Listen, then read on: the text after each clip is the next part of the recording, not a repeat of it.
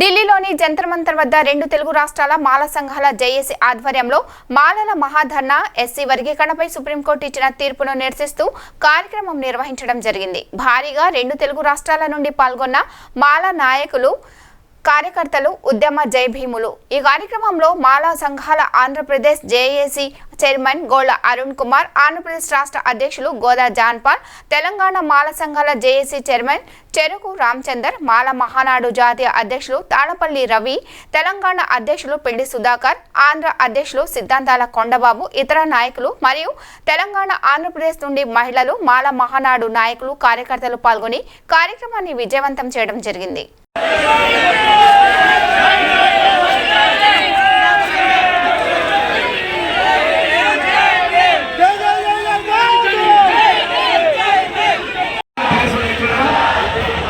ఈరోజు ఏదైతే ఆగస్టు 1 రోజు ఎస్సీ వర్గీకరణ అంశంపై ఎస్సీ వర్గీకరణకు అనుకూలంగా ఇచ్చినటువంటి సుప్రీంకోర్టు తీర్పును తీవ్రంగా ఖండిస్తున్నామని చెప్పేసి ఈ సందర్భంగా మేము గుర్తు చేస్తూ ఉన్నాం.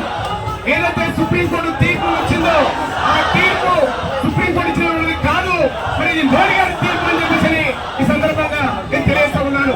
మరి ఎందుకంటే 2004లో మరి ఎస్సీ వర్గీకరణ చెల్లదు, రాజ్యాంగానికి విరుద్ధము.